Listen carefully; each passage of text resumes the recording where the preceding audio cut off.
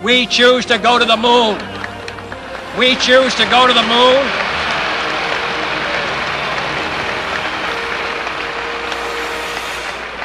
We choose to go to the moon in this decade and do the other things, not because they are easy, but because they are hard.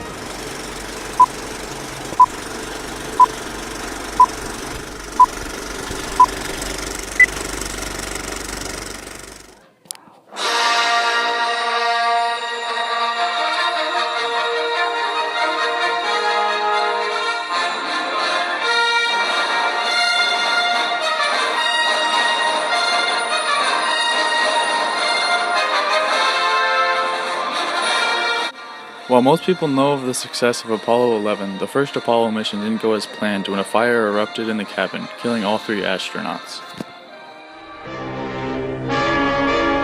When the tragedy struck, one of the astronauts shouted, "Fire in the spacecraft!" In a few seconds, all 3 were victims of the swift inferno which left the capsule a blackened shell. The crew of Apollo 8 presents a Christmas Eve program from the heavens. How's the picture look, Houston? Loud and clear. The TV look okay? That's very good.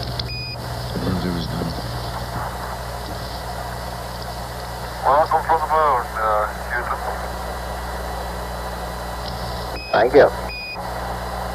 Prior to Apollo 11, many Apollo missions were still sent to the moon.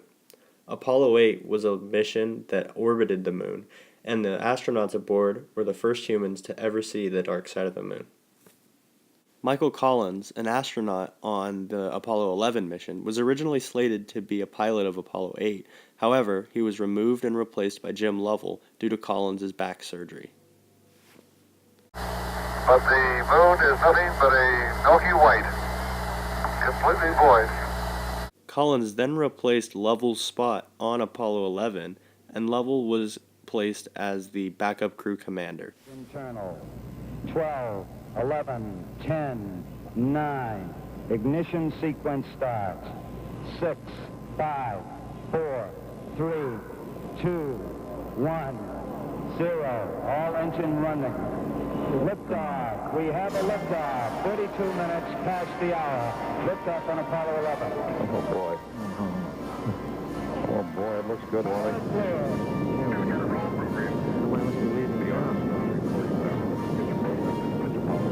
Building shaking. Getting that buffeting we've become used to. What a moment. Man on the way to the moon.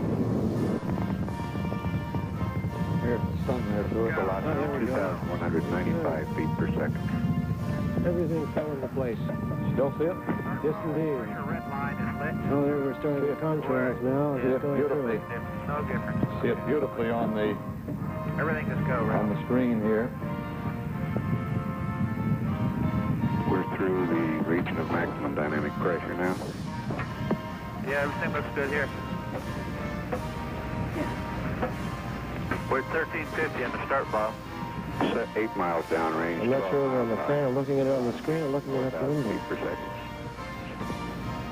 Stand by. Mode 1 Charlie.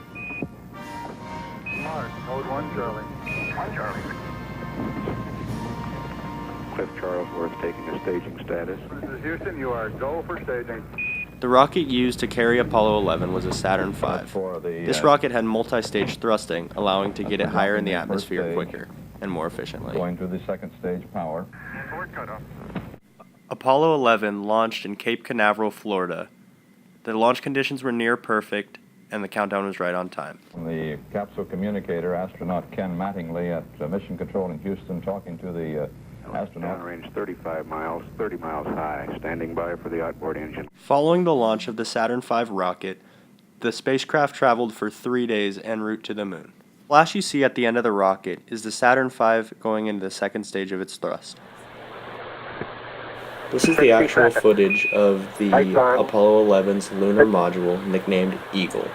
They landed in the Sea of Tranquility. However, on the descent, they faced numerous alarms and navigation problems. 30 feet down, 2.5. Picking up some dust. 30 feet, 2.5 down. Straight shadow. 4 forward. 4 forward, drift into the right a little. Down a half. 30 seconds. Forward, just. Okay.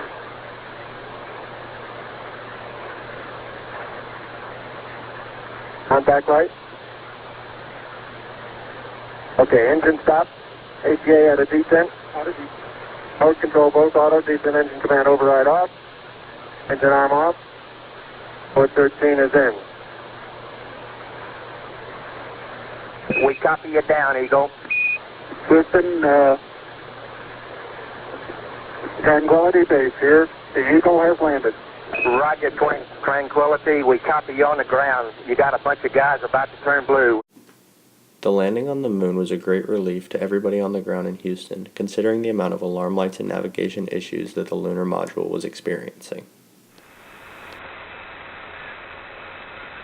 I'm going to step off the limb now.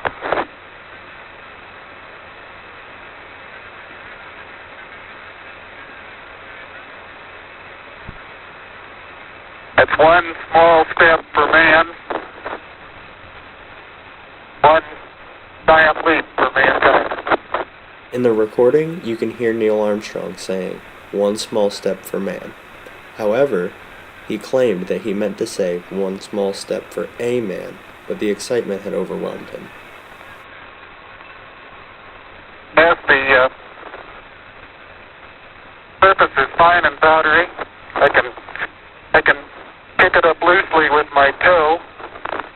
It does adhere in fine layers, like powdered charcoal, to the sole and sides of my boot. I only go in a small fraction of an inch, maybe an eighth of an inch, but I can see the footprints of my boots and the treads in the fine sandy particles. Beauty all its own. It's like much of the high desert of the United States. It's different, but it's very pretty out here. Neil Armstrong was on the moon by himself for about 30 minutes before he was joined by Buzz Aldrin. Once on the moon, they set up experiments to measure the sun's radiation and damage to a surface without an atmosphere. They also jumped around, experiencing less gravity than on Earth, and played golf. Good liftoff. Automatic.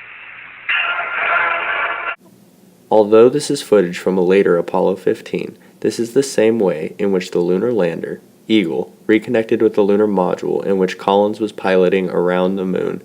Now we're going to do some interviews with some of the crew of Apollo 11. Being a NASA scientist, what was it like to get selected for the Apollo team? Oh, that was a dream come true. Yeah, I worked so hard at science school, it all paid off. What type of training regimens did you face in preparation for the Apollo 11 mission? We trained in pools to train for the zero gravity that we would experience on the way to the moon and on the moon. And we also underwent a lot of psychological testing to make sure that we were mentally prepared to go to the moon and outer space.